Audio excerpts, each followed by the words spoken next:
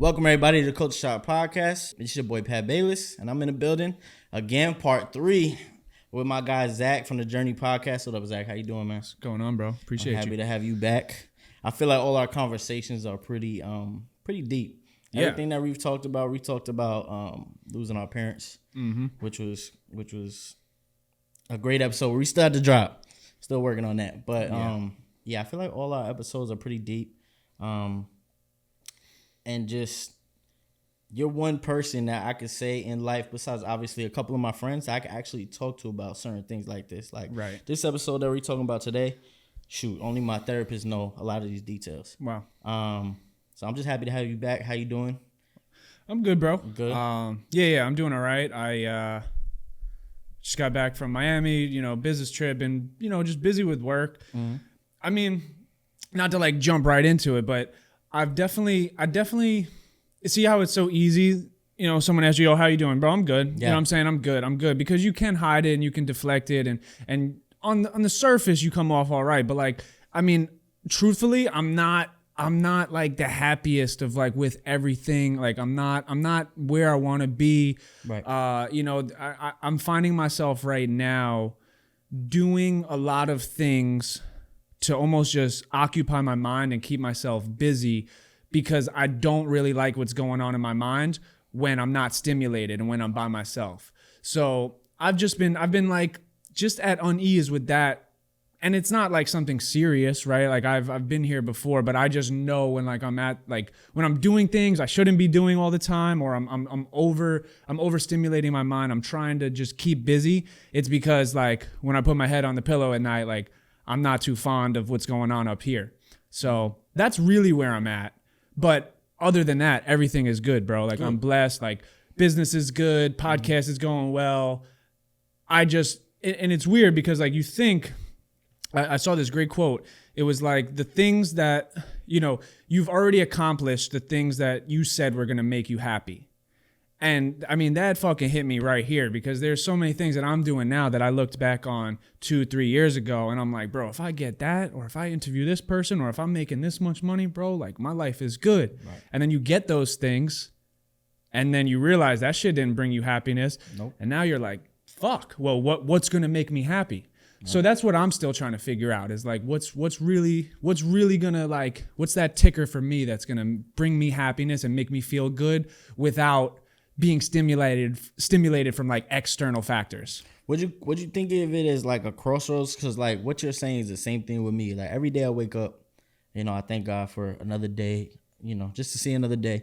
Thank God for my family. Thank God for my son. Because those are the main things that are most important to me. Mm-hmm. But like you said, it's like you putting on a smile, but how much are you really smiling, right? Because I'm thinking of the same things. How do I move this pod to the next level? How do I do this? How do I do that? But then there's also this crossroad and just in life of like, how do I stay on this steady road? But there's all this stuff on the side that may be fun or maybe fun to the flesh part of me. Mm-hmm. But how do I stay on this road that I know I need to chase to get to the next level? And, sometimes getting off that road, it feels nice for that second. It feels good for that second. But then you come back and you're like, damn, I'm just really not happy. I'm just filling in voids. I'm filling in things. And yeah, I think right now, for me in my life, is just uncertainty with certain things. And for me, that's one of the biggest things that I probably didn't have to deal with being younger. But today, especially, I want to talk about something that I feel like is very prevalent and very important in our society that people talk about, but they kind of, in my opinion, go half-ass on it. Mm-hmm. And that's having somebody close to you, whether it be family member, partner, or just a friend, and losing them, whether it be from loss, or God forbid death, or just losing them because things didn't work out. So this episode is called Breaking Up with Your Best Friend.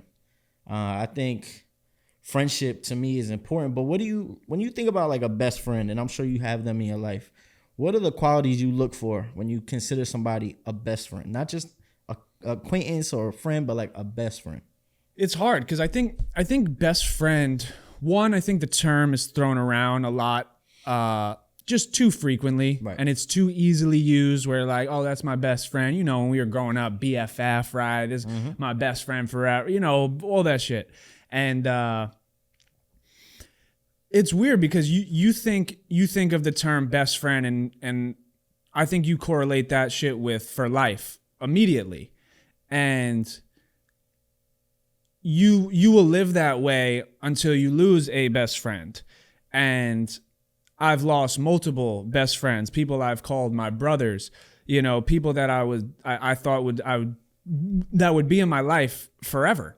And how easily they walked out made me question myself of like, maybe it's not even them that the problem was with. It's with myself that like I considered them a best friend. I trusted them with my life and they treated me how they did. If that's your best friend, you should know them inside and out. You shouldn't have that much trust in a person that can walk out of your life that easily, and especially if you didn't do anything to push them out of your life. So it's hard to, I think, really define what a best friend is, because I think you can have multiple best friends for different periods of time in your life. I don't think I've thrown away the idea that a best friend has to be with you from the day you meet them until the day you guys die. I think it's more for time periods in your life, and I think those people like serve a certain purpose. And if they go with you to the next season, right? If they go with you to the next chapter of your life, then that's a blessing. And then maybe there are a select few that are for life. But I've had a lot of best friends that I thought I was gonna, you know, like that. Like I had a boy that he was gonna be the best man at my wedding. Like this was my brother since I was 3 years old. I haven't spoke to him in 3 or 4 years. And we don't follow each other on social media no more. Wow. We don't speak. I don't speak to his family really. He doesn't speak to like nothing. Like this was my brother, like best friend. Like I was going to be his best man. He was going to be my best man. And like we don't even speak anymore. And that fucked me up, you know? Like I've been fucked up from breakups, from like, you know, little heartbreaks here and there, of course. But like, especially as men, like you understand the bond you share like with your brothers. And when one of your brothers like does you wrong, to me it's like almost worse than a heartbreak. And you might not show it emotionally, like when a girl leaves you, but when your brother like turns his back on you and walks out the door and you never hear from him again, like that's a different type of pain that like I know men feel when they lose one of those friends that they know like this was my guy, you know, these are my people. And then you don't even speak to them anymore. It's such a weird, fucked up feeling that it's totally different than like losing like a girl in a relationship. Right. Mm-hmm. And it sounds, you know, could come off like people, you know, the masculine, oh, fuck that dude, like whatever. But it's like, nah, bro, like if that's your brother, you know, it's tough to lose someone that you were that close to. So yeah, I don't know, bro. That best friend shit, it's weird, bro, because they come and go. Yeah, I think for me, being a best friend is part loyalty, but it's also it's just vibes that you get from people, right? Like I would say my two best friends in my life, one I went to school with, but we weren't close until after high school. And then another one, I met him while I was maybe 22 years old playing ball, and now we're close, right? So all the people I grew up with a bunch of people. I knew a bunch of people. I felt like there was people on the block and everything that I had a good time with. I had, but at the time, yeah, I thought they were my best friend or my, close friend, this, that, the third. But at the end of the day, it's like, as time goes on, you start to realize what you want and what fits, like you said, that season, right? And I got one best friend that I don't talk to that often, but every time we're around each other, it feels like literally I seen him yesterday. Like it's nothing, you know what I'm saying? And if I call him right now, God forbid something happened, or I just need you, I need you to help me out, I'm right there. Vice versa. It's the same thing. And then one that I go to the gym with every single day. We're close. We talk almost every day. Mm-hmm. You know what I'm saying? So there could be multiple, like you said, you could have multiple best friends and multiple people that are truly close. And I do agree with you in a certain sense of guys like to put on this front when it comes to their homies. Like, it is what it is. Like, we don't got to talk, da-da-da-da. And I feel like guys are also different from females, right? Like, if me and you were to get in an argument, a lot of guys they fight. They might even get into a fist fight. Next day, it's like nothing ever happened. Girls, they ain't talking to each other for 5 years, and then they're gonna see each other somewhere, and they're gonna be like, "Oh, what's up, girl?" You know. So it's a little different, but Girls are spiteful. They are. Girls are very spiteful, and they're smarter. Yeah. They're spiteful and they're strategic in their shit. Like, we'll let you know exactly how we feel right there, right now. Tomorrow, we don't want to think about it. Right. Girls will plot and plan and, so that's why, like, I think it would be, I don't know. I've noticed as we've gotten older, like, how many of your friends or even like girls you've dated have like that many friends? Not that many. They usually got like their girl, and right? And then there's like, there might be like the few girls they go out with, but like they don't really, like I have a lot of friends, you know what I'm saying? Like, bro, I'm cool with a lot of people, like people that I call like my brothers, like my closest friends. Yeah, I might have like 4 or 5, maybe 6. Right. But I'm still cool with, man, people like, there's people I can go out with, whatever, like that I call friends. But like girls, like I feel like as we get older, it's just because like girls definitely do move differently when it comes to friendship. Absolutely. Do you believe, because you say you have a lot of friends, so do you believe in female friends or female best friends? I mean, it's a touchy hard. Subject. No, it's hard, bro. Yeah, it's hard. Yeah. I mean, I believe you can have female friends. I think you can have platonic relationships. Yeah. But it's hard, one, of course, like if you're attracted to them or they're attracted to you, because that's just the way we're genetically engineered, like we can't help that. Now, if this is someone that you've grown up with since a little kid and that's like your sister, it's different, but men, I don't know, bro, it's hard. Like it's hard to even talk to a female about that sometimes, with just like the way our brains are wired versus the way that their brains are wired. Like our brain, bro, we're very tribal, we're very barbaric. Like that's just how our bodies operate. We're the hunters. Yes. So it's like, if you're attracted to a female, bro, like friend or not, like you may want to try to pursue them, or you may look at them sexually, and you can't, like, I'm not trying to do, that's just how I'm fucking, my body is making me feel, right? Yeah. Girls are more emotionally involved with the attraction and stuff like that. So that's why I do think it's hard to have male, because I don't know. You've had girls. I've had girls. Do you love when they have guy friends? No, of course not. If I meet the dude, right, and I'm cool, and I end up being cool with him, and I can read him, yeah, I can let it slide. But I'm a guy. At the end of the day, I know if my girl wanted to sleep with you and you call her your sister, you're not gonna say no. You're gonna do it because you're a man. Right. And that's fucked up to say, but that's the truth, bro. That's the truth. So that's why I don't like my girl having guy friends, right? Now, can you have a girl best friend? Yes. I think you can have a girl best friend that is solely platonic, where you go to her for your girl problems, you go to her for dating advice, you go to her, how do I send this text message? I think that is better than just the friends. The casual friend shit, we're going out for drinks, we're going to this party, we're going to the club. That's not your friend, bro, because the moment you show some type of attraction or give him the attention that he wants, he's gonna take his opportunity when it's given. Facts. He doesn't give a fuck about your boyfriend. Yeah. He doesn't give a fuck about your boyfriend once the drinks are flowing and you guys are friends. No. But your best friend, I think, because I've had a girl best friend for a while, and I'll be honest, in the beginning, was there some type of attraction and flirting and messing around? Yeah. But it ended up like I got a girl, she had a boyfriend, and we kind of we respected that, right. And then we became like just very close. We're not friends anymore because her boyfriend did not like that. Yeah, she had a male best friend, and I respect it. I get it. I have to respect it, right. And I have a girl best friend right now, she's been my best friend since, I don't know, 2015, 2016.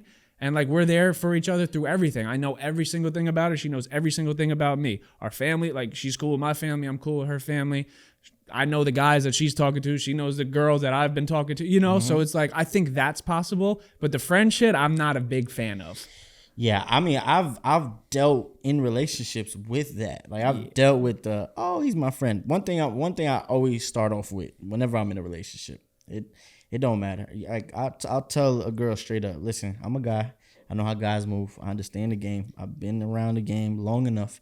I can tell you every move a guy gonna do. So I pretty much lay out the book for them. The reason why I do that is because I don't want you coming back later and telling me and acting silly and saying, "Oh, I didn't know." No, Right. You knew because I just laid out the whole book for you, right? So it's kind of a cheat code to do it that way. But yeah, I don't know, man. It's a tough subject for me because, like you said, you got to read them. Because, like you said, we're all guys, and we already know how a guy's gonna move. He's not gonna care. He's not gonna do that. And then it also comes down to the girl that you're with and how much you could really trust her, right? Because I feel like we've all been in a situation where we maybe trust, we trust this female, but maybe the female that we date next or whatever, we don't trust them as much. We've seen signs, and now, a male figure, a male best friend is involved, and you got a problem, and they calling you insecure, they calling you this, that, the third, and you just trying to explain to them, listen, this is how it happens. Now, on the flip side, there are girls that move like that as well. Like, Of course.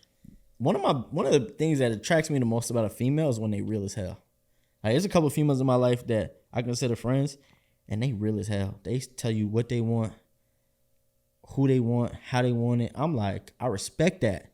Rather than you beating around the bush or you playing this game or I'm playing the game, you just jump right to, hey, listen, I already know this vibe is this way. It's going to happen or it's not going to happen. I love that. But there's not a lot of people out there, male or female, that act like that. There's a lot of this game playing, waiting around, like you said. So it's touchy for me, man. I'm not going to lie. Like, if I date somebody and they got a male best friend, Now, what if that best friend is there before she met you? Well, that's the thing. Is that okay? But here's the thing. So I've been in a situation where I was frequently having sex with somebody, and they got with somebody, and she called me her friend. So on the flip side, that could absolutely happen to us as well. Mm-hmm. You know what I'm saying? They meet us, and now they trying to cut off whatever. But it's like a respect thing, And I don't know about you in any relationship, but there was only one relationship where I kind of laid everything out on the table. The dumbest thing I ever did. To this day, I regret it. I laid everything on the table. Like, this person, not name by name, but names that were key names. This is the person I was with. So if we ever be around them, you already know what's good. I was just thinking because I cared about the person. I was thinking, all right, it's a smart thing to do. Lay it out there. Backfired on me big time. Probably never do that again. Sorry, but probably never do that again. You know what I'm saying? Yeah, it's almost better to say less. I think when you first meet a girl, and I think that's a problem that I have. I think I'm too easy to open up and just be an open book, because I am an open book. I have no shame in anything I've done, anything I do. I'll tell you everything. Anything you want to know, I'll tell you. You ask, I will tell you, and I'll tell you the truth. I don't give a fuck. I'll really tell you how it is. And I do that to a fault. Because sometimes you tell a girl too much. Girls are smart. Girls know how to manipulate. Girls know how to make strategic moves in a relationship or a guy that they're first starting to talk to, and use that against you. And I've been on the short end of the stick of that, where like I should have just kept my mouth shut, or at least I should have waited to know, can I really trust this girl? Is this a girl I really want to be with? And now am I comfortable enough to open up to her, instead of like first couple dates, here drinks start flowing, now you just start talking. Like, I have a problem sometimes, like I'll talk too much with a girl too quick into something. Right. No, I get it. So this is kind of in that zone, but a little bit out. Have you ever investigated a situation with your girlfriend or somebody that you're talking to where you have felt like they lying and you did some CSI shit and figured it out? Have you ever had that happen? And if so, I don't know if you want to elaborate on it. Like, I'll tell it from me, right? I dated somebody, and she was like, yeah, I'm going out so-and-so with so-and-so, and we taking an Uber. And I'm looking at the story. I'm like, this ain't no fucking Uber. And it's a male figure's hand. But I obviously know I heard like whatever because I'm listening. But I'm like overly listening, right? And then I come to find out that person was lying. But I like see aside that shit where I'm like, this is definitely not a fucking Uber. Right. I know this motherfucker's whole, you know what I'm saying? So has there ever been a part with you where it's kind of like you've done that and they try to make you feel like, nah, you crazy. Like, what the fuck are you talking about? Yeah, I mean, I would call myself like a pretty good judge of character, and I've been that way for a long time, like since I was a kid. Like I knew when I was around the wrong people, the wrong crowd, I could read someone from one conversation. And there's been, I don't know if there's been a time that I've been wrong, humbly saying that. Like I really can see someone for who they are right away. And I did that with the girls that I've dated. Like I think I've dated like some pretty good girls. You know what I'm saying? Like back in, high school, first year of college. Yeah, we both went to college. Didn't work out. She fucked around, whatever. Fucked around with a girl though. That's fire. So I'm like, that's not really a knock to me. I wasn't that. I mean, I was mad I lost her. Right. But I wasn't that mad that it was a girl. Right. It was like, could be worse. At least it's not a guy, right? Whatever. But like that was the only time like I got like cheated on, right? If you want to call it that. But like the other relationships I've been in, like I really do feel like I was a good judge of character. The breakups had nothing to do with unhonesty and disloyalty and anything like that. It was just kind of just growing apart, right? We outgrew each other. But the last relationship I was in for 8 months, it was a lot of that. How many relationships have you been in? Like real relationships? Real relationships, 1, 2, 3, and then if you count this last one, it was about 8 months. There was no, do you want to be my girlfriend? No date, shit like that. But we were on pretty much serious for 8 months. Okay. So if you count that, four real legit relationships where they've met my parents, they've been to the crib, they've been to a holiday, you know what I'm saying? Right. Like, but yeah, that last one, it fucked me up, bro, because that was the first time that I didn't see the red flags in the beginning. Right. And I think that's the worst thing you can do as a man is like you start talking to a girl and she shows you red flags and you're colorblind, you see green and you're like, no, I can fix her. I can save her, even though this isn't what I'm looking for right now, or this isn't what I want to hear. Like, I know I can bring it out of her. Like, I think I can like save her. And it's like, bro, you can't fucking save her. I promise you can't. If that girl is showing you signs in the beginning that she is not for you, she's not what you're looking for, it's not going to change. Is there going to be flashes of great times and good times? And are you going to have fun? Absolutely. But when shit hits the fan, the real side of her is going to come out. And now you're the one that's going to end up hurt. When you could have stopped that shit long before it ever got there. And that was my last one, and it sucked, because like I'm such a people pleaser, and two, like I want to see the best in people all the time. So I'm like I give people the benefit of the doubt. Like, you do me wrong, I make an excuse for you. You don't even have to give me an excuse. I'll make an excuse for you to make myself feel better, because I don't know, like I believe in you enough to like, I feel like I can pull it out of you. I feel like somewhere deep down through all that pain, through all that trauma, through all the hurt, through all the toxic shit you've been through, there's a good person in there and I want to bring it out of you. And I try my best to do that. And like, you can't do that with everyone, bro. You really can't. Like, you will end up fucked up. You will end up hurt because you give so much of yourself. You fucking pour the whole cup into their cup and you leave yourself empty. And what do? They drink the whole fucking cup and they don't give you any water. They leave you out to fucking to starve, to drown, bro. And it's like, why, like, what is causing me to put up with that and allow myself to do that? That comes from within. That comes from like a sense of some type of insecurity, some type of unhappiness within yourself, because you're searching for that and you're reaching for that shit and you're trying to pull it out of someone else. You're trying to do good to someone else and make their life better, to subconsciously make your life better, and it can't do it. It has to start with you. So I think that happens a lot, and like that's why we neglect red flags in the beginning and shit that we know isn't right for us, but like it's like almost taboo, and we go against it, and we're like, nah, fuck it, I'm gonna see what happens. 6 months later, it's worse. You're fucked up. Mm-hmm. You're fucked up, and now you're in a worse place than you were before that, because you went into that like mentally okay. Yeah, you were kind of all right at that point. Mm-hmm. But then over time, not only did her insecurity show, or whoever you're dating, their insecurities, their red flags, their fucking toxic trait show. Now they're bringing out the worst in you. They'll bring out the worst side of you that you haven't even seen before. And if there's a person that can bring out a side of you that you have never seen before, and it's negative and it's toxic, that's a person you don't need in your fucking life. You need people that are a light, right? That have positive energy, high frequency, high vibrations, that bring out the best in you. If you have people around you bringing out the worst in you, and you look back at the night and you're like, did I really say that? Did I really act like that? Bro, that's not a person you need in your fucking life. Shit. I mean, where do I start? Shit, I'm probably one of the biggest prisoners of that. Like what you're explaining. I think a lot of people are though. Like that's why I think this episode is so important.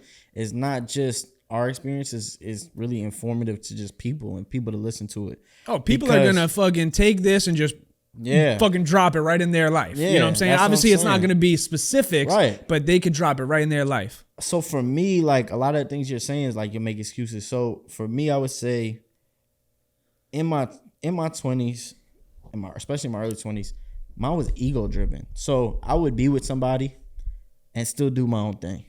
Fucked up as it sounds. Would do my own thing, but it was ego driven to never let that person go.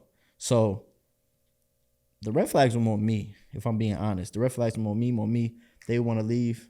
And you know, I always say it's about guys. 2 times they're going to try the hardest, when they're trying to get you and when they're about to lose you. So when I was losing them, I would go hard. I would do, what I got to do. And a lot of that just was ego, pride, come full circle. And that's why I think this episode and best friend can be prevalent is I've only been in love with one girl my whole life. Actually in love. Like I could tell you the way I felt completely different. And even to this day, speaking to other females or being around other females, never felt this since. Wow. But I will also say that relationship was super toxic. So you'd be like, so it's almost like to a person, how does that don't make no sense? How's that your best friend? How are you in love? And then how is it toxic? So it's hard to explain. The best way to explain it is it no longer became pride, ego. It became survival. And survival in the fact of, like you said, I'm willing to do whatever to change this, to make it work, to, do what I got to do. I'm willing to throw it all on the table. I don't care. Like, I'm not about to go do this, do that. Now, I wasn't perfect in that relationship. I can tell you that straight up right now. Hand to God, I was definitely not perfect, but we both played a part.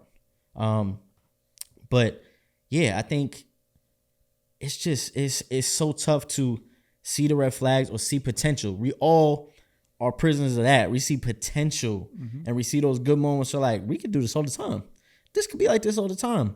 But there's all these red flags. And not only that, it's all like, it's showing you it can't be like that. Right. And that's where we get caught, the potential over the reality. Thanks. And I've lived so much in potential that my reality came crashing down, came to a spot where I needed therapy, where I needed to seek out something that I thought I was stronger than, and that's something that has always hindered me. When you think about your relationship that you said was a tough one, right?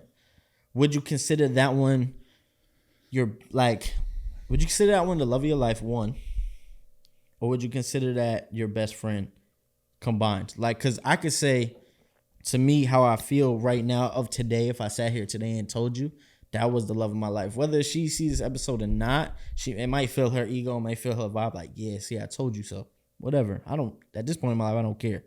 But was that the same for you, or was this one that kind of messed you up and hurt you? Was it just more of like a relationship and stuff like that? You're talking about the last one I was just thinking about? Yeah. No, not at all. Not at all? That wasn't at all, bro. That, like, I think I learned so much from that, and I grew so much from that, and I learned a lot about myself, of what I don't want and what I'm not willing to put up with, and that I will never let a woman make me feel like that again. That's what I got from that. But the one I was telling you about off camera before, that was the one. Okay. Do you want to elaborate on that? Yeah, I'll talk about it. I don't give a fuck. I don't give a fuck, bro. Yeah. Yeah, because I mean, I've talked about her on my pod, and like she Yeah. saw the clips, you know, I whatever. bet. And Fill her head up but a little bit. but yeah, bro, that was a girl for me. We dated for like 3 years, 3.5, maybe a little.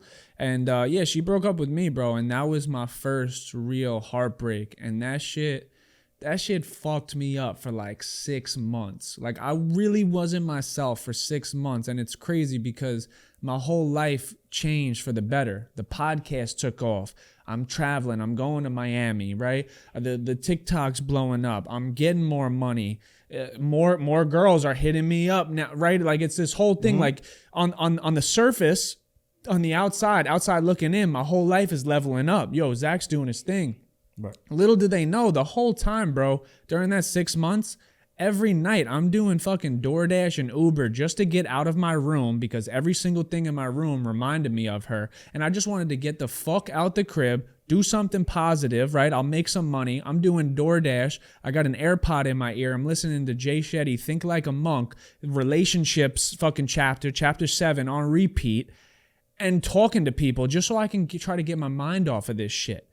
So on the outside, everyone's like congratulating me and telling me how good I'm doing. They're like, bro, I'm so proud of you. And little did they know, like, bro, I'm so fucked up from this relationship. Like, this was my best friend. Like, this was my person. Like, I thought I was going to spend the rest of my life with her. And then out of nowhere, she's gone. You never hear from her again. And now all I'm left with is myself. So now at that moment, not only do I not have her in my life anymore, now, because I was almost using her as a crutch for my happiness, now I have to figure out who I am as a man by myself, all alone. And guess what? That's a fucking dark place. That's a scary place because if you haven't worked on yourself before, if you've never really dug deep internally, you find out that like, you don't even like yourself, really. You don't even like the person that you are. And now you have to almost reinvent yourself as a single person, as a single human being to be happy with yourself without someone else. It's so easy to be happy when you have a partner. You got a girl. Yeah, of course you're going to be happy. If the relationship's good, you're going to be happy all the time. Yeah. But what happens when they leave? Now you're stuck with yourself. And if you weren't happy with yourself before the relationship, what the fuck do you think's going to happen once they leave? Mm-hmm. That's going to be that, bro. That is a dark place. So that's what fucked me up, but it also changed me, and it changed me for the better. It motivated me, right? There's some guys that go through a heartbreak. There's some guys that go through a breakup, and it fucking ruins them, and it sends them off the rails for the rest of their life. They turn to drugs. They turn to alcoholism. They turn to fucking just negative, toxic things that aren't productive, right? Me, I went to the gym. I started reading books. I started taking the podcast more serious. I was like, fuck it. Like, I need to level up. If I was a better man, right? If I was more of a high value man, she would have never left. If I was a better person, if I was a better boyfriend, if I was a better everything, she would have never left. A lot of men, their girl breaks up with them and they're like, why me? Pity me. They start to get emotional. They want to blame her for this and that. It's like, bro, if you were doing the right shit, if you were hitting the gym, if you were getting money, if you were on your shit, if you were being a leader, you think she would have fucking left you? Of course not. She would have. She does, her loss, regardless. Yeah, and then if she left, then that's her loss. But bro, she wouldn't have left you. She left you because you're half of the person that you could be. And you settled because you got the girl that you thought was the girl of your dreams, and you settled and you got lazy with your diet. You got lazy in the gym. You got lazy with pursuing your business and pursuing your passion, and you settled in life, right? Because you're like, oh, I got my girl. I'm going to start a family. I'm going to settle down. My family's happy that I have a girl. It's like, no, bro, you get a girl, that should make you more motivated than ever to be better. Because if you do want to have a family with them, don't you want to provide for them? Don't you want to be able to like have her not have to work and have your kids live the life that, you know, you dreamed of when you were a kid? You know, so like those breakups are so pivotal, I think, for men, where you can fucking take it totally one direction and the complete opposite in another direction. And it's very tough to take it positively. But that's the only way you can, bro. That's the only way. That's the only logical way you can do it. It's like, what? You're already hurt. You're gonna what? Pour more gasoline on the fire and go deeper down the rabbit hole of feeling like shit. Yep. It doesn't make sense. It doesn't. But you know what's crazy about that? It really doesn't. But that's the world that almost we live in daily. Like if you think about it, right? It's not to put down the positive quotes that come out, right? And you see on Instagram, but part of that is based off of people being down and this whole, like you said, they go into this rabbit hole. So a good way for me to explain it is I love that you touched the topic because you was preaching. Like if you listen, if you was in church, you was preaching for real. But for me, all right, so I'm gonna kind of give you just a quick story and how things came, right? Don't make it quick. Fucking elaborate, bro. Let me know details. When I met the girl that was my best friend that I loved, my son wasn't even here yet. My baby mom at the time was still pregnant, was due, I believe, 2 months later after I met this girl. So the girl you were in love with isn't the girl that had your child. Yeah, no.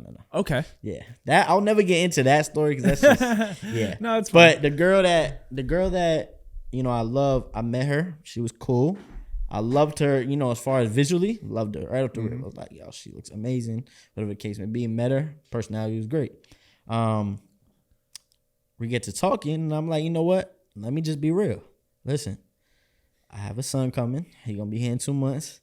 Not ideal at all. I know we chilling, we having a good time, but not ideal at all. And she laid it on the line, and I'll give her credit. She told me straight up, I don't see myself with somebody with a kid. So, me, still in that moment of being ego-driven, I'm like, all right. But in my head, I'm like, I'm going to make you my girl. We're going to figure this out. So, long story short, because of reasons, I had to go to court to see, to get rights to see my son. So, when my son was born, I didn't really get to see him for like 4 months, bro. So, so imagine 4 months. So, we're at 6 months now of me and this girl every day together, pretty much. And now you just throw a kid in here. Boom. Right? So now we 6, right? 6 months in. Now you throw a child in the middle of it. And it's like, for me, it was tough. But for her, it was like the world had ended. Because she didn't see herself given that time that I had to give. Right? And I'm at this point, like, I'm really feeling like love her pretty much at this point. So I'm out there trying to balance both. Being a dad and she would, she would go out. Like when I had my son, she would go out and have fun. Yeah. But it's like she was trying to run away from it. And I understood that. I didn't at the time, but I understood it. You know what I'm saying? But it bothered me. And I was like one of those people that was like, you sure you good? You sure you good? You sure you good? And I like tiptoed around it for a long time.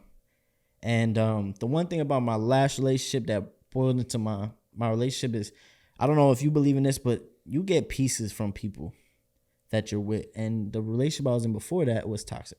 Like completely toxic, like verbally toxic.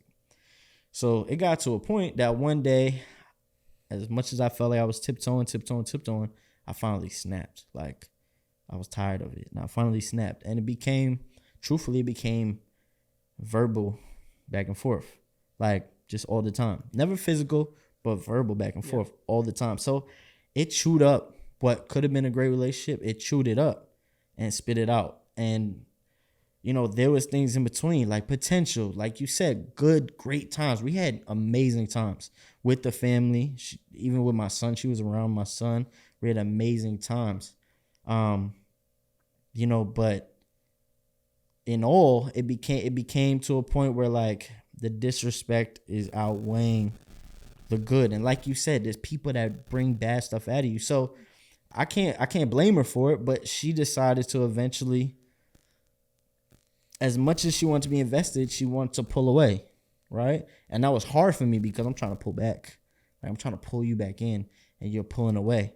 And it was really bothering me. When I tell you, bro, like it chewed me up. It fucked up my sleep schedule. Like for me, anybody that knows me, I can go to sleep like this, like done.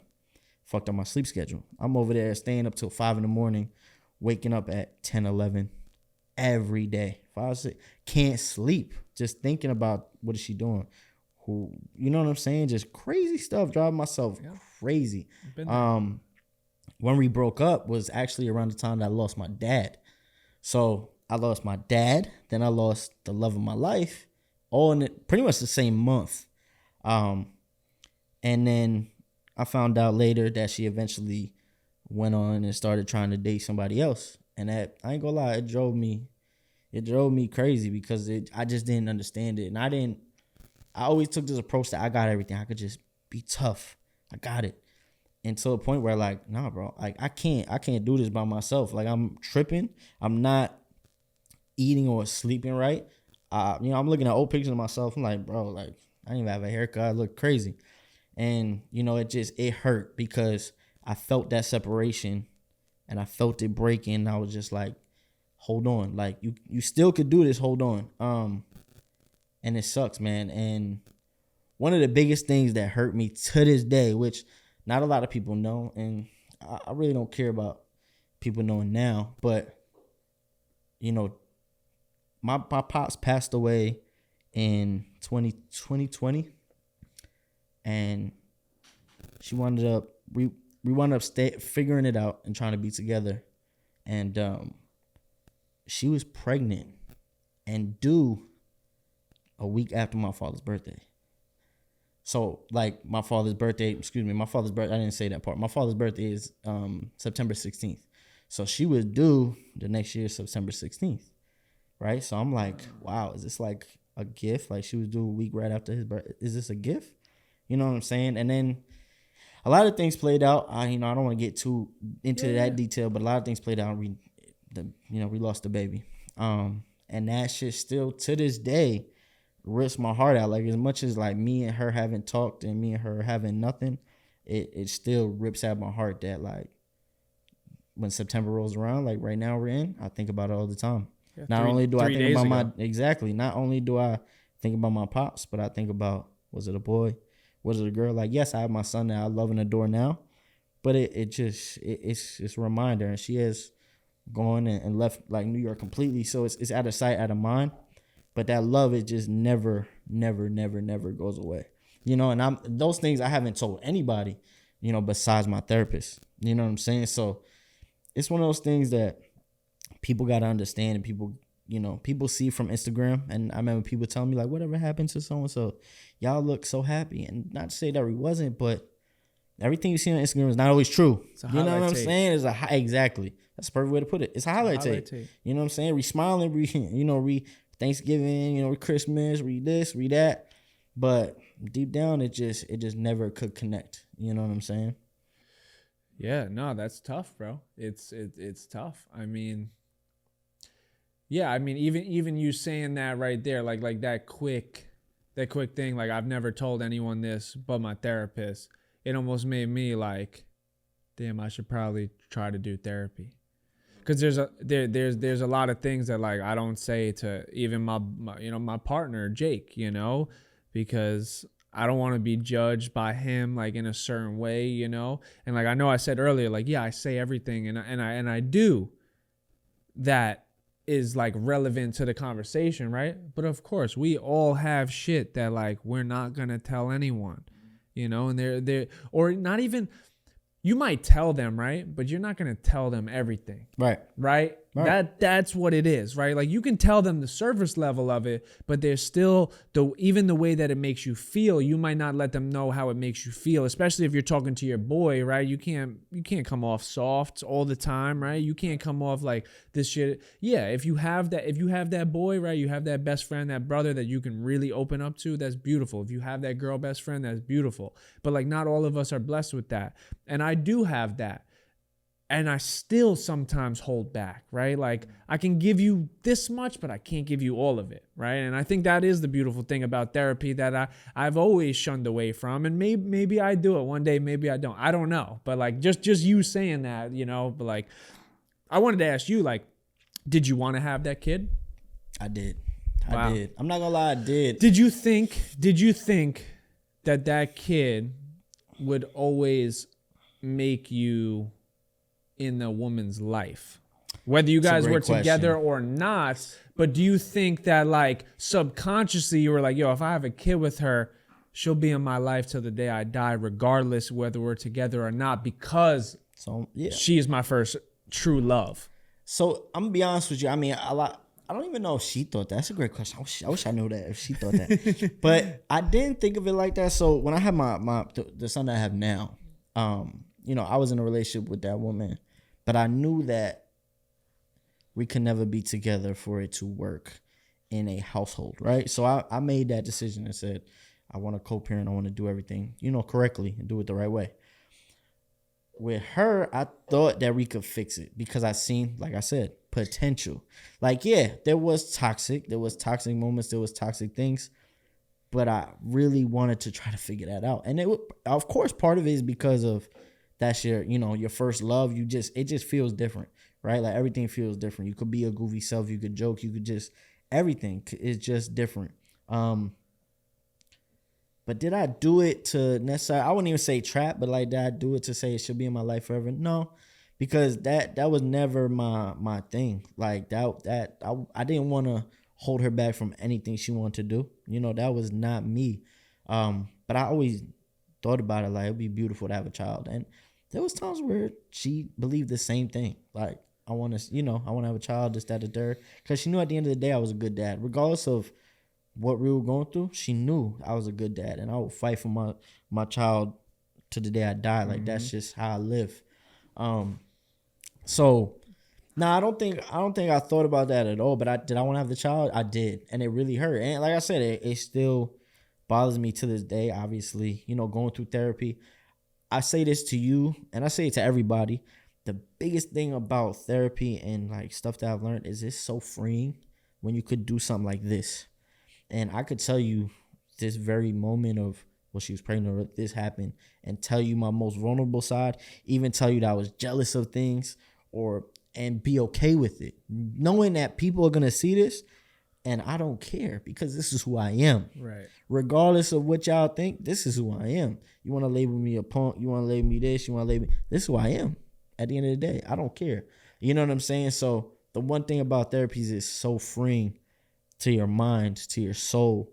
And once you start realizing that you're going up, it makes you feel better. Like you said, you're reading books and you're doing things and you want to be that 100% man, not the 50% man that she didn't want. You want to be that 100% man. And like for me, I'm growing to the point where even now to this day, if I was to talk to her tomorrow, or whatever, regardless of what she told me, I would be completely fine with it and still wish her the best and still pray for her and keep her in my prayers. And to me, that's a different level of growth. That's a different level of maturity, and that's a different level of love, because she may not love me the same way I loved her, or she may love me the same, but we truly don't know. Because I know a lot of times people say sometimes one person loves somebody more than the other. And, in my opinion, I felt like I loved her more than she loved me, but at the end of the day, you never know. She just may have not shown it, or may have not told me as much. You know what I'm saying? And that's just the way it is. Yeah. Yeah, and that's the thing with love, bro. Like, love is, because I don't know if I've truly ever been in love, right? Because, the girl I spoke about, 15 minutes ago, we didn't tell each other I love you one time in a 3-year relationship. Really? Not one time. That's interesting. And I've had a clip that like it went pretty viral, but I spoke about it because it was like I never said it because I was scared that 1, she wouldn't say it back, or 2, she would say it but she didn't really mean it. Because there was just things that I'm just like, if you loved me, you would do this. You wouldn't do that. Yeah. You would act a certain way. And that's why I was just like, bro, I'm not saying it, because I've told every single girl I've loved since 8th grade relationships. I've told, obviously, my mother that I lost in 7th grade, I love you, and they're all gone. Well, let me just piggyback. I'm not going to cut you off. What you're saying is so true in the fact of when you do say you love somebody, you love that person, when you do fuck up, that's one of the first things that's said back. How you gonna tell me you love me and yada, yada, yada? And it's vice versa. Like, you don't love me. You just did this, that, the third. So you saying that, listen, That's putting people on game. But you saying that's true. At the end of the day, like, if we love somebody, you're not gonna do some of the shit you do. And I'll be honest with that. Yeah, and it's like, and it's like there, every single person I've said I love you to, or that said I love you to me, they're not in my life anymore. There's no communication, whether it was from death or they're living their separate life. And in that specific relationship, I love you was never said. And it came from maybe a place of insecurity, and maybe it came from a place of maybe some type of childhood trauma, right? Like I was like, because I did love her. I really did love her. When she broke up with me, I wrote her a fucking note. I wrote her a letter saying my biggest regret is never telling you I loved you. So that's my next question to you. And of course I did love her. Like that was literally my best friend. And it fucked me up that we never got to say that, because I meant it, whether she did or not. Deep down, egotistically, I think she did. And I think she had some type of pride to not say it as well. And that's stupid. If there's two people that love each other, that are with each other, and you guys can't say I love you because of the shit that you've been through when you were younger and the shit I've been through when I was younger, it's like, why are we doing that? Life is too short to not tell the person that you're with, people in your life, that you love them. You can't go a day without telling someone I love you. All people I'm with, bro, I love you. You know what I'm saying? Like if you're really one of my people, I will tell you I love you, because life is too short to not say that. So for us to not do that always hurt. And I never got the opportunity to do that. But looking back now, of course I loved her, Of course that was love. And that was the only true person I was with that I could say, like, I genuinely loved from the bottom of my heart, and I didn't want to lose them. And I didn't do the things that I could have done to keep her. When she broke up with me, it wasn't just because of her. Did I go out and do anything wrong to hurt her? No. But was I not the best boyfriend, the best man I could have been? Absolutely, I wasn't.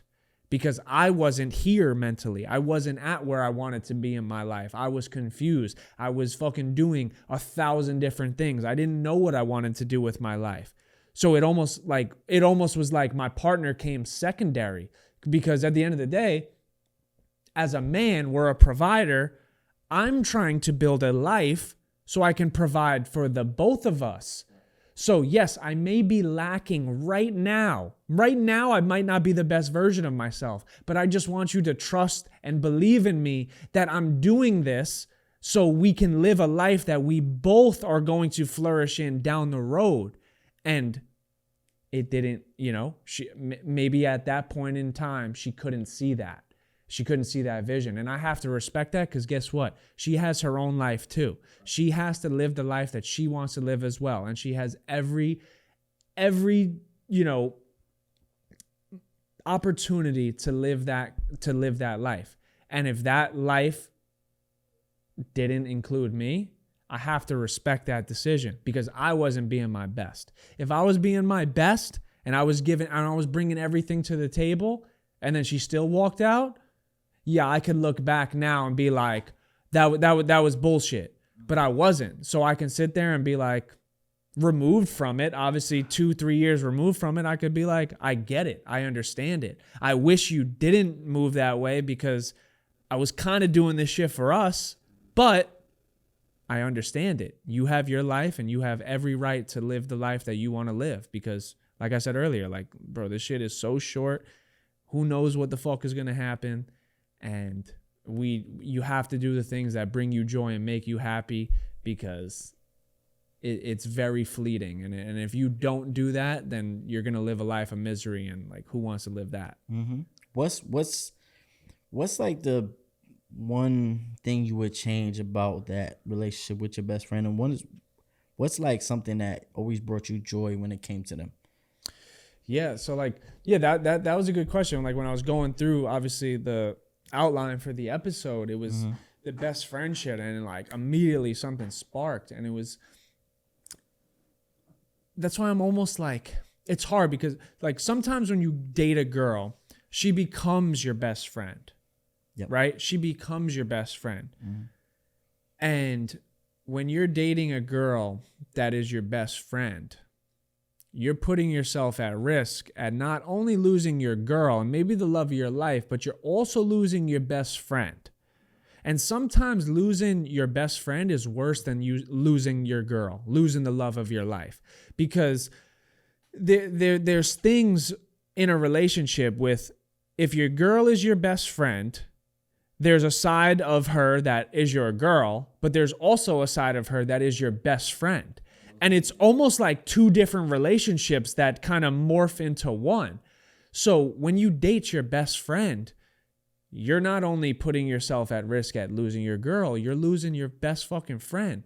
And when you lose your best friend like that, that's everything to you, you know? Like, you can get over a girl. You can get a new girl. You can get a new partner. You can find a new love, right? You can't always find a new best friend. A best friend connection is a different type of connection that you can't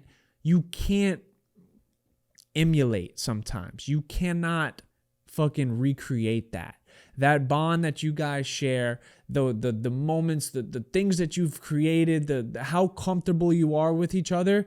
You may never be able to recreate that with anyone else that you ever meet for the rest of your life. And that's the most fucked up part, because a lot of times your girl becomes your best friend, and then you guys break up and then you lose them. And you're like, it's like I lost two. It's like I lost two different people, because there's a person there's one side of them that you're in love with, in a relationship, and you want to marry them, you want to have a family with. But then there's also that best friend, that comfortability, that playful side, that joking side, that side before you guys were even dating, that you've never had with anyone else, and that's gone too. So that's why I think men take heartbreak and losing someone way worse than women, because we don't see it coming. When we get broken up with, we don't see that shit coming. They've thought about this shit three months ago, and they've already made their minds up. They might stay with you for those 3 months, and you can tell the energy's a little different, but they've already made their minds up, and there's nothing you can say that's going to get them back. They're gone. They've moved on past this. Are they hurt? Absolutely. But their hurt was 3 months ago. Your hurt is right now. And guess what? They're gone because their hurt was 3 months ago. They're about to go live their life. Now you're sitting in it. You lost your best friend. You lost your girlfriend, the love of your life. And now you got to sit there and be like, what the fuck do I have left? Yep. Yeah. Man, that's perfectly well said. First of all, that again, perfectly is well said. It is that part. So for me, I'm still healing through it. I'll be honest. Like, even to this day, it's been about 2 years, and I'm still healing, bro. I've talked to other girls and this, that, and the third, but I'm still healing, and that's the thing that bothers me the most. That's the thing that I regret, that I wish could have happened. Is I kind of regret getting in that relationship and not being just a friend with that person. Yeah, they look good, and this was all amazing, and the physical part was amazing, and seeing them a lot was amazing. I may not see them as a friend, but that is the part that kills me the most. It's not I miss the kisses or the cuddling or the sex or any of that. That's not the part. It's the part of being myself genuinely with somebody that I can chill with every day, that I could laugh with, joke with. I mean, silly stuff we used to do, man. Like, just the silliest thing that you could think of, and just be genuine with it and goofy and everything. And once you feel that feeling and you feel that love, even within that friendship, you start comparing and you start looking at the other person. You like, hey, she look good, but she's so damn dense. I ain't got nothing in common with her. And that's part of growth too. It's like, when you're young, it's just like, all right, they look good. Okay, what more do they need?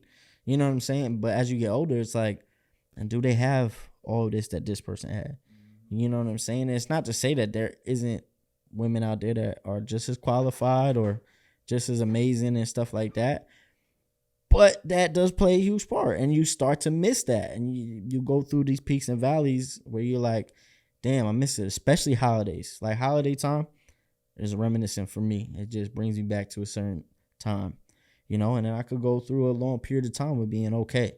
But that's the whole thing with healing, and you got to find your way. For me, the avenues are therapy and God. Like those are my avenues to do it. And honestly, podcasting too. Podcasting is very therapeutic.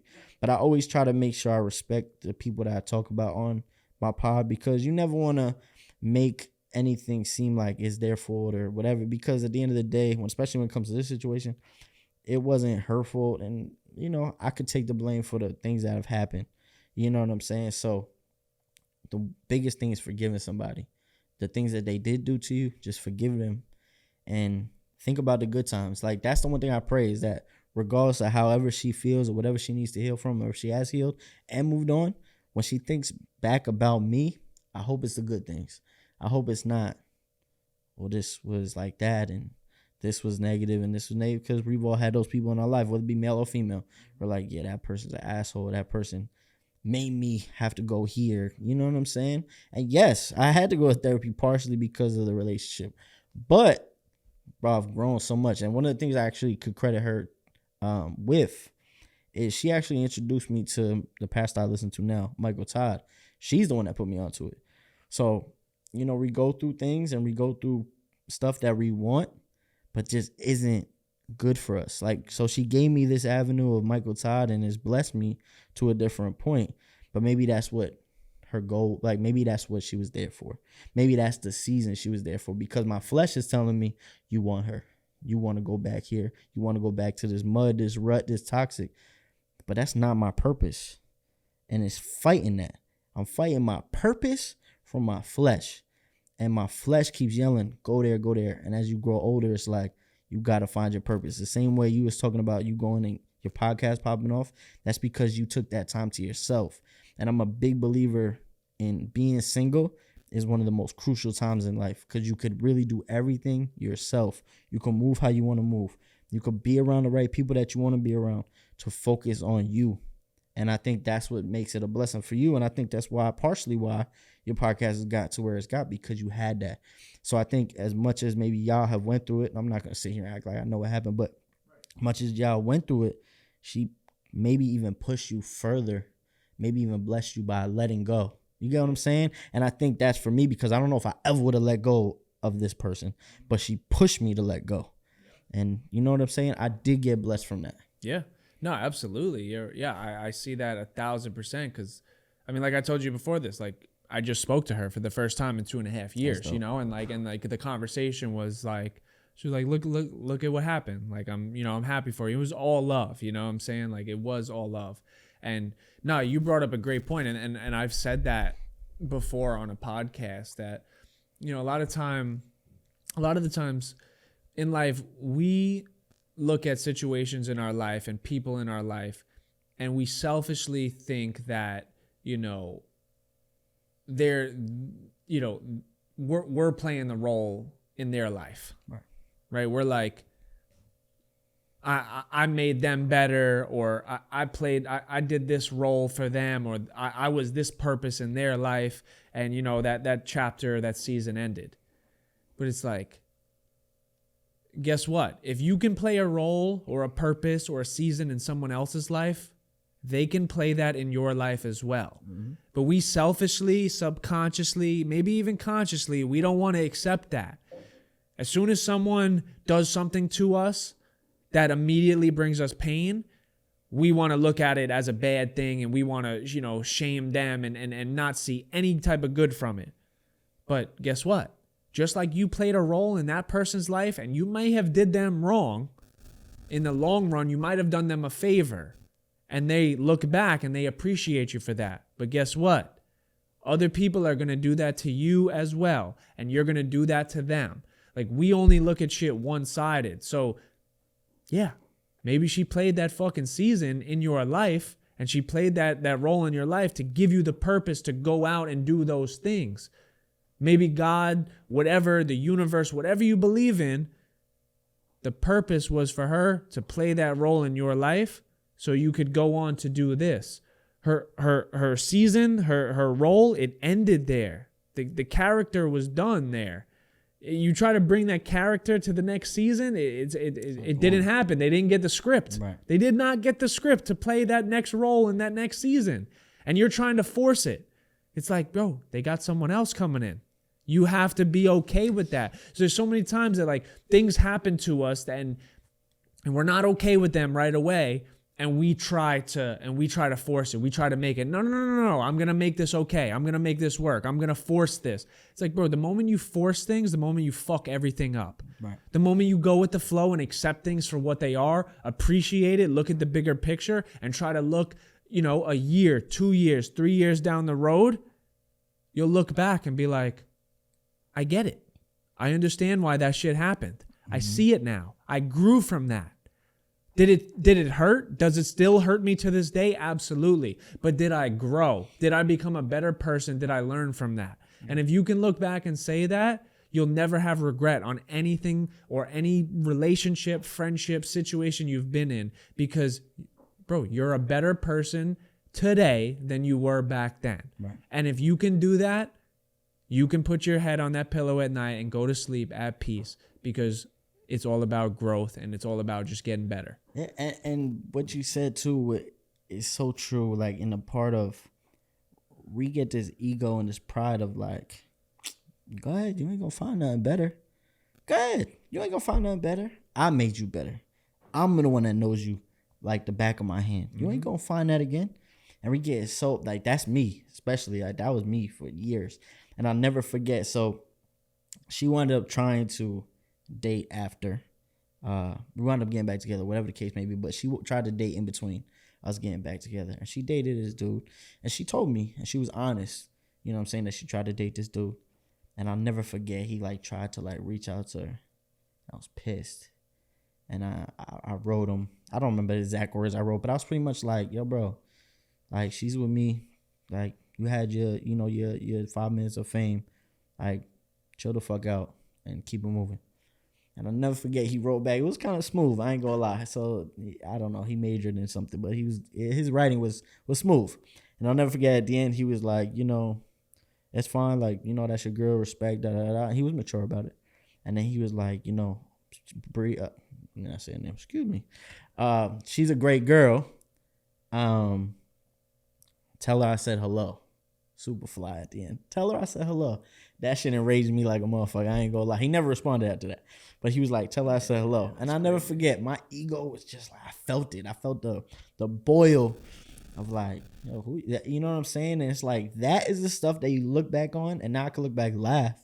And I'm just like, I get it. Like, why was I tripping? You know what I'm saying? Like, the things that I saw in her, somebody else saw in her, somebody else wanted. And it's the same thing with us. Like, you or me, we have qualities that attract people, that draw people in, and they want it, and they don't want nobody else to have it, but shit, people are gonna have it. You know what I'm saying? Like, they're gonna have it, especially if you move on, and you could grow from somebody. Like, I could look back, laugh at it, and say, it's growth. Like, she was telling me that he showed her books and different stuff. I ain't never showed her that. You know what I'm saying? That's growing. People that like to read, there's knowledge in books. You would be one of the people to be telling people that. You know what I'm saying? You read books that have changed your life and your mind and your thoughts. So back then I looked at it as like somebody just trying to take my position, somebody just trying to take.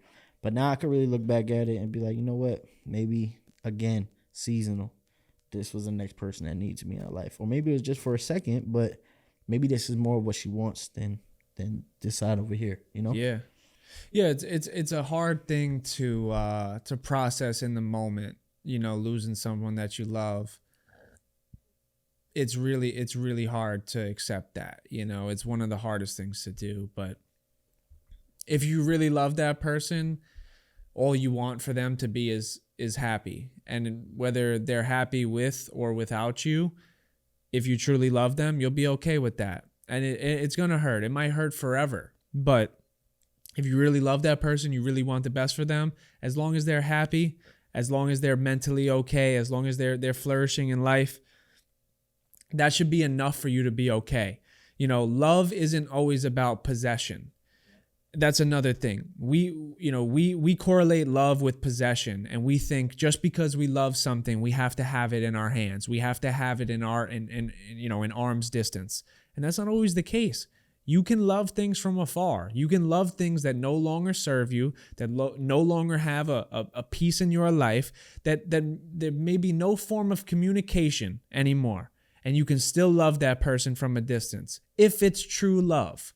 And you can be totally okay with it because you want nothing but the best for them.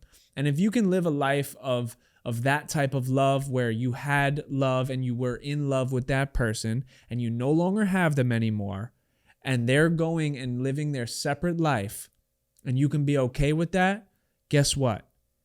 You're okay. You're mentally okay. You're internally okay. That's a sign, a pure sign of growth and maturity that you're going to be just fine. If you can love someone from a distance and feel no envy, feel no spite, feel no regret, and they're living their best life, you can go on and live yours as well. You might not have it right now, and that's okay. But if you truly love that person, like, want the best for them. Because if you don't, then you don't really love them. Guess what? It's selfish. It's ego. It comes back to that possessive, I want you because I love you. And that's not true love. And you see it all the time. I don't know about if it's meant to be, it's meant to be. I don't know about that. I've had clips about that I don't really believe in that, because there's been a lot of times that I've heard, if it's meant to be, we'll find our way back, and you never find your way back. And that's why I'm a big believer in that. Like, love is not about possession. You can love someone and never speak to them ever again, probably never even see them again. But in your heart, like, yo, I'll always have love for you. I always want nothing but the best for you. If you're happy, that's all that matters. Yep. And I got to give a special shout out to an analogy that my therapist made. She told me straight up, she was like, listen, I want you to think about how you feel in your heart right now as a scab. All the stuff that you've been through, a scab, it hardens up. She's like, but sometimes when a scab hardens up, when you pick at it, right? If you try to go back, you try to reach out, you try to do things like that. If you pick at it, sometimes it could be that pink and you healed, right? You healed and it just falls off. Or you pick at it and it starts to bleed again. She threw that analogy at me, and I ain't gonna lie, it's the most simple thing ever, but it blew my mind, and it was so real. Because I'm like, right now, if I pick that scab, it's probably still gonna bleed. So I got to get to a point where it's no longer that. When that scab falls off, it falls off. But still being able to constantly be positive and work through that and stuff like that. I think it's a test. But like you said, if you truly love somebody, you want to see them get to where they want to go. You just be happy for them. Regardless if there may be like moments of, oh, I missed that person, or moments of, damn, I wish we had this. You still got to be happy. You still got to pray. You still got to consistently be that man that you want to be. And don't go back to that person that you was. Because like you said, sometimes things come out of you and you like, damn, I didn't even know I was capable of that. I didn't even know I was, So I think that's definitely one of the toughest things. What would you do right now? Or what would you think to say to yourself right now if you met the true one? Like if you met the love of your life, like the real love of your life, the one you're supposed to be with right now, how would you go about that? I have no fucking idea. I was going to ask you that earlier. Really? Yeah. Of just like, how do you know when it's the one? Like, do you really know when it's the one? And like, I don't know, like I'm 27 now. Mm-hmm. How old are you? 32. 32. Yeah. Like, like we don't have wives, right? When we were growing up, by 27, 30, 32, like you should have had a wife. You should have your family set. You should have the house of your dream, and like we build this facade of what life is as a kid, because like that's what we see, that's what we're told, that's what society tells you that is the right thing to do, that's how that you should live your life. And yeah, there's moments now where I'm like, bro, I don't know if I'll ever find the one. I don't know if I'll ever really find the love of my life. I've been with girls, I've talked to so many different types of people, and it's like I didn't see it in any of them. And I don't know, maybe I'm in the wrong place. Maybe I'm not doing the right thing. I don't know. But I question that a lot of like, will I ever find the right one? Because my biggest fucking scare and the thing that scares me the most in life, one of the things that scares me the most in life is settling with a partner that I really don't want to be with. Oh, for sure. The girl that I want to be with for the rest of my life, like, I need to be so attracted to them, so in love with them, us emotionally, intelligently, just completely on the same page. We have the same type of humor, right? And I'm not saying we need to be the same person, because opposites attract. There are going to be parts of us that I learn things from her. She learns things from me. She puts me onto things. I put her onto things. That's beautiful in itself. But like, the idea of settling with someone just to make your family happy, make society right, just to make your friends, think that you're doing something with your life because you're getting married, because you're having a kid, I don't want to do that. And I'm okay. I'm totally okay with not settling down until I find the absolute right person. If it's not the right person for me, I'm not doing it. I can't do it. We only get one chance at this thing, and I don't want to do divorce. I don't want to do separating. I don't want to, I don't want to have to like raise a child with a woman that I'm not with. I don't want to do that, because I have friends. I don't have one friend that has a kid and is with their girl. And guess what? I'm friends with the guy. I'm not friends with the girl. So I hear all the shit that they have to go through. Yep. I don't want to deal with that, And just from hearing my boys' experiences, it's tough. I want to raise the family like the traditional way, you know? And I'm not even at a place right now where even if the right girl did come in, I don't know if I'm even ready for them. So that's why, growth. That's growth. Yeah, I don't even know if I'm ready for them. So I need to get to a place, and I truthfully think that's why I haven't found her yet. Mm-hmm. Because if I'm at where I know I need to be, and I'm in the right place mentally, physically, spiritually, financially, emotionally, the right girl is just going to walk right into my life, and I'm not even going to have to try. But when you're not at where you want to be, and you're out at the bars, going to parties, on dating apps, and you're trying to find the girl of your dreams, and you're sliding in DMs, you're never going to find them because you're not happy with yourself. You're not at where you need to be. And you're never going to you're never going to attract the woman that you actually want, because the woman that you are attracted to is attracted to the high value version of yourself. And you're not even close to that. So what do you look like trying to chase women and trying to find the love of your life, trying to find the one, when you haven't even found yourself yet? You can't do that. It will never work. So the best thing you can do is work on yourself, be the best version of yourself. And guess what? I truthfully think the woman that you really want will just fall into your lap because you did your part. Yeah, and I think there's layers also to that in what you're saying. Because sometimes we do want that woman that everybody else wants. So you gotta understand in that manner, there's things you have to be securing. For one, you gotta be securing yourself. Yeah, there's competition. With everything is competition. You gotta be okay with jealousy. It's gonna come around. How you gonna handle jealousy? How you gonna do that? Because a lot of these men, they want the baddest girl in the world, but they don't know how to handle that shit. And sad to say, but sometimes women end up dead or killed because he didn't know how to deal with that shit, that she's getting hit up by all these dudes, and you know what I'm saying? So that's a layer. And then sometimes like what we lust for or what we desire isn't always good for us. And I think I said that earlier, but it isn't always good for us. So like we want this type of woman so bad, but that lifestyle, that is not what our purpose is sharing. You know what I'm saying? And sometimes we meet somebody and they're maybe missing something, and you're like questioning, like, yeah, they're a good person, but this is not what I want. This is not what I want. This is not what I personally want. They're a good person, though, but it's not what I want. And like you said, how do you settle? How do you get married to that? You can't. Like, there has to be like that happy medium. And I think, for me, you're 27. Time for me, it's like time is ticking. I'm 32. I'm like, shit, time is ticking. But I don't rush it. And like you said, like I look at it as like I got to keep working on myself. They'll come into my life. But I know what I want now. Where it was like years ago, it was like I want her to look good. I want everybody to think she look good. Da, da, da. Yeah, I bagged her. Da, da, da. And but I know what I want now everything that I want in a female, and when I find it, I find it. You know what I'm saying? But you just gotta pray on it. You keep being yourself, keep working, because once you're fully like okay with yourself, and I've even seen it in certain things in my life, I'll meet a female, red flag right away. I'm good. It was good talking to you. Nice to meet you. Cool. Bye-bye.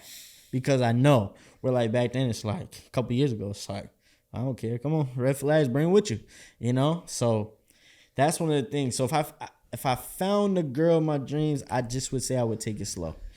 That's my best advice to myself right now, would just be take it slow. Take it slow and see, make sure you know every layer of this person before you truly fall in love and deep dive into that. And make sure she has core values that you have. You know, those are two big ones. But, you know, that's just really, that's the art of love. That's the art of breaking up. And, you know, I don't know. I feel like every age group, whether you know, I know people that in their 40s that go through this, even 50s that go through this same thing that we're going through. There's no real age group that is, this conversation is just for.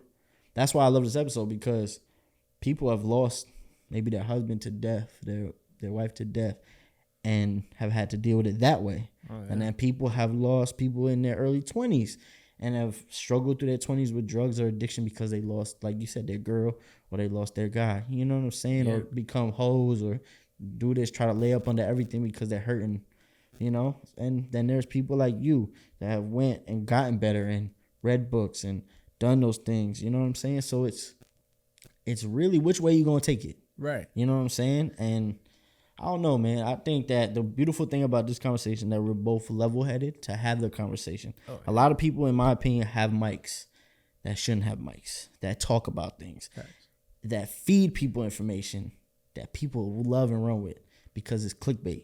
It's not real. To me, this is as real as it gets when it comes between two men that could talk about this and be real about it, and also say their faults. Yeah. At the end of the day, we're men. Yes. Regardless, we're men. You know what I'm saying? So I just think that's a main key. This was one of like the realest conversation one-on-one podcast that was strictly, it was really about relationships like the whole time, whether it was like best friend or relationship, it really was. And you know, on the journey, sometimes we'll get into relationships, but we like try to stay away from it sometimes. One, because like everybody, my boy's girl but like even like my boy's girl listens to his pod, so he has to be careful. I've had, you know, so it's like sometimes we got to be careful. But now like I'm in a point where like I don't care who listens, because I'm single and I've said my piece, whatever. But this was just like you said, like I think this was really relatable for people. Like I know, of course, people's situations are going to be different, but is there going to be parts of things that both of us said that people are going to be like, oh, I went through that. Yeah. I know exactly what he's talking about right now. And even women listening, you know, that'd be like, oh, I dealt with a man that did that, right? Or like, or maybe we, you know, raise, you know, or change a perspective from a woman, or like, oh, maybe that's why he acted like that, right? So that's why I do think these conversations are important. Doesn't matter how many people listen or who listens. I mean, just me knowing the way I'm going to make these clips, I think there's a lot of viral clips in here. Absolutely. I'll say that. There's a lot of viral shit, and I'm going to make them the right way. But I think these will go crazy on TikTok and Instagram personally. Absolutely. But even just the long form conversation of this was very valuable if you listen to this start to finish. So like, you know, this was good, bro. This was really good. Yeah, this was a good one. Before we get out of here, which I love doing, is I want you to shout out everything that, you know, your podcast, everything, because obviously people have seen the other episode with you. We still got to drop the other one, but I love for people to always give their brand on my brand. You get what I'm saying? Like, yeah, for sure. Yeah, I want you right now to shout out everything, where they can find you, TikTok, everything. Just so I mean, on Instagram, my personal Instagram is ZTC6. Also, the podcast page is The Journey Podcast. Pretty much, if you type in The Journey Podcast anywhere, we won it. You know, it was funny because like when I first started the podcast, I didn't think about the name, so I just was like, oh, The Journey Podcast. My life has been a journey. Let's do it. I didn't even know what a podcast was. Bro, there's fucking a million The Journey podcasts. So in the beginning, when you would type it in, we wouldn't come up. So it's cool now, like two years into it, 2.5 years, like really into it. Now you type in The Journey podcast, like you see our face, like we want it. So yeah, if you type in The Journey podcast on TikTok, Spotify, YouTube, Instagram, Apple Podcasts, we'll come up, you know? So yeah, you can find us there. My personal Instagram is ETC6. And, but yeah, it was cool to win that. And we also got lucky though with the handle. It's crazy. I'll say it quickly. We had The Journey podcast with 2 underscores, originally on Instagram. So we found the guy that had The Journey podcast. He wasn't posting. Like last time he posted was like 3 years before. No, he still had it. So we DM'd him and we were like, hey bro, like we have this podcast. You know, like what would it cost to buy this handle from you? Like we offered money immediately. We're like, what would it cost? And he was like, I'll give it to you guys for free. I just checked out your stuff. I love what you're doing. I was a motocross rider and I got into an accident and I'm paralyzed from the waist down now. So I tried to start this podcast called The Journey, and you know, I never really followed through with it. I would love for you guys to have it. And I was like, that's crazy, you know? Just like the cool, you know, it's cool to have the podcast with no underscores, no periods, no extra shit, no numbers, you know, and it was just a cool moment where like that was like one of the signs. And that's just one thing that we're trying to do. And anyone listening, it's like, I feel like you can live your life 2 ways. You can live your life and ignore all the signs you see. You can live it naive. You can live it stubborn. You can be pissed off all the time. And look at where that life got you. Or you could look at life from a positive light. Every single moment, every single thing you see can be a sign that you thought about at one point, or it feels like deja vu, or there's a special number and you saw it at this time. And it's like, I'm seeing this for a reason, because that means you're doing the right thing. You know, and I truthfully believe when you start to live your life that way, and you start to live your life looking for the signs, not just seeing the signs, look for them, because it will completely change your mindset to more of a positive and just optimistic mind, where guess what? When you are living in a positive mindset, you're going to start to attract more positive things. When you live optimistically, guess what? Good things start to happen to you. If you're fucking pissed off all the time, everything's negative, you're mad at the world, that's what you're going to get. That's what you're going to get. People think, you know, people wonder why. Why does my life feel like this? Why am I always like this? Why? It's like, bro, look at the way you live your life. Look at the way you live your life day to day. You're living it terribly. You're living it in a negative mindset all day long. So that was a big thing for me, for the podcast, everything. Like, we're just trying to look at things positively, look for the signs, and be like, yo, this is happening for a reason, one way or another. Like, I'm gonna see the fucking, you know, the light at the end of the tunnel, regardless if it's making me feel like shit right now. And I think that's the only way you can live your life. That is the only way you can live your life. Beautifully said. The one thing I know about Zach is he's a good human being, but the podcast that he does, amazing work, great guests, real guests that you would know. Make sure y'all check that out. This hoodie right here, the Culture Shock hoodie, the full sweatsuit, out the way sweatsuit, is coming very soon, probably like November-ish. Make sure y'all pick that up. But man, I really appreciate you being here. Every time we get together, I feel like we make a movie. Yeah. You know what I'm saying? And it's really important that we continue to bless people, because we've been so blessed, man. So thank you for coming. And with that being said, this is another episode of Culture Shock Podcast.